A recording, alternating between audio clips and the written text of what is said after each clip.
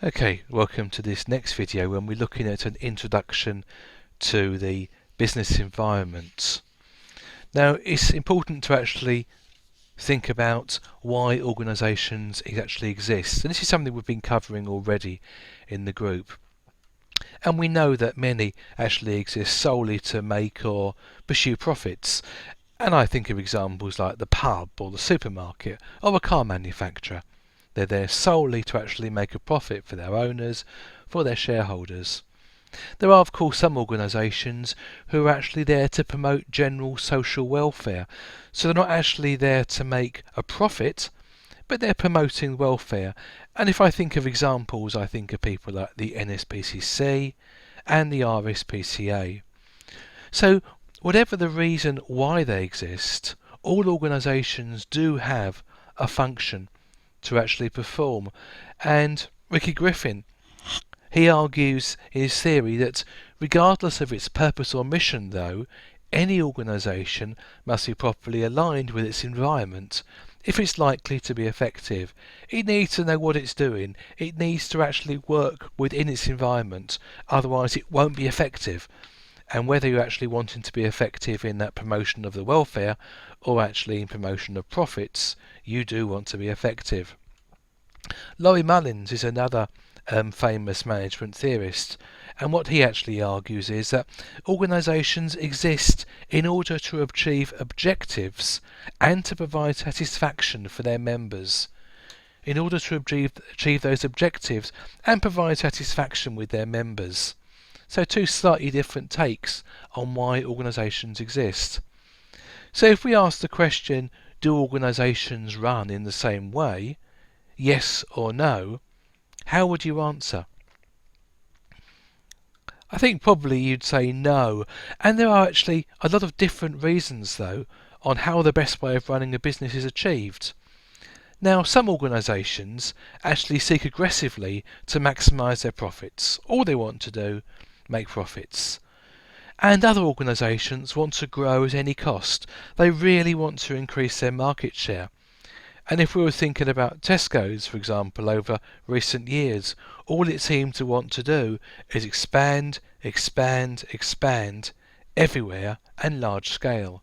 And we've actually seen it hasn't actually worked particularly well for them at the moment. Some organisations, if they're working for the betterment of society, they may not necessarily want to actually seek those huge profits. So they may actually end up selling a product where they can actually make less profits. And if we think of things like the co-op selling the fair trade products, they could actually sell non-fair trade products and actually make more money, profits for the organisation than actually they're going to do by selling these fair trade ones, which has a less return for them. There's different types of organisations, and they're generally often referred to as sectors. And we have the public sector, the private sector, and the third sector, sometimes referred to as the charity and the voluntary sector. And if we think of the public sector, we think about things like a hospital, a university, the police force, the Coast Guard.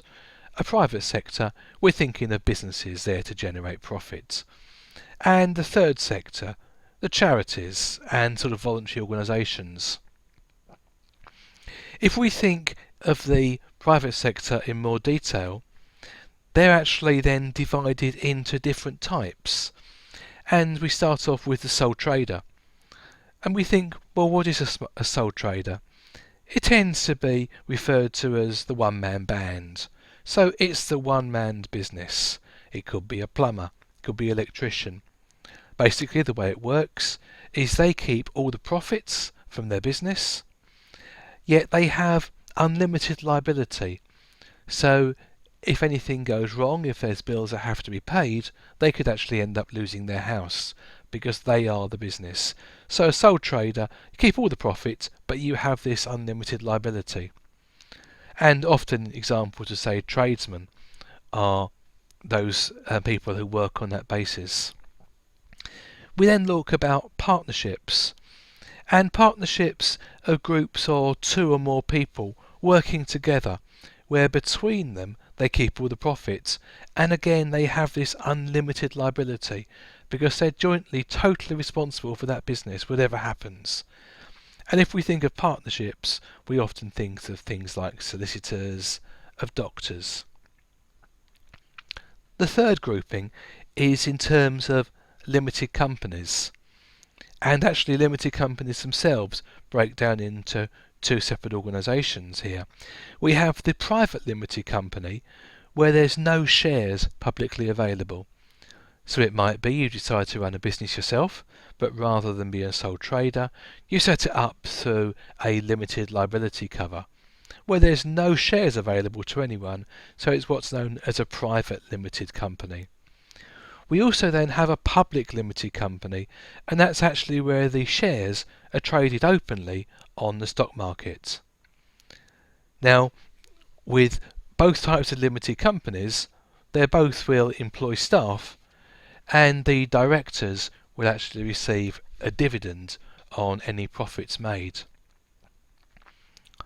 There are three common factors in any organisation though, whoever they are. All of them actually have people, all of them have objectives, and all of them have structure. So whatever type of organisation they are, they all involve people, they all involve objectives, and they all involve a structure. And it's really the interaction of people is needed to achieve these objectives that form the basis of the organisation. So it's the interaction of people, it's the people working together that actually has to take place to obtain the objectives which actually form part of the organisation. And if we go back to the example we looked at earlier of Greg's at the baker's shop, we actually need the people to bake the bread. They actually then need to achieve the objectives, which is making this bakery product, and the organisation is there to sell bread. So to actually make sure this happen, it is actually important there's a structure there to channel and to coordinate the interactions. And management is therefore vital here. Now, we've covered this before, but it's always important to remember these four really important functions of management: planning, organising, leading, and controlling. It's also worth bearing in mind that organisations are always varied and in a constant state of change. Things are changing all the time. And I've just put this slide here looking at the common factors in organisations. If you think of any organisation you can think of, they all have these common factors: interactions and efforts of people in order to achieve objectives, channeled and coordinated through the structure, directed and controlled via management.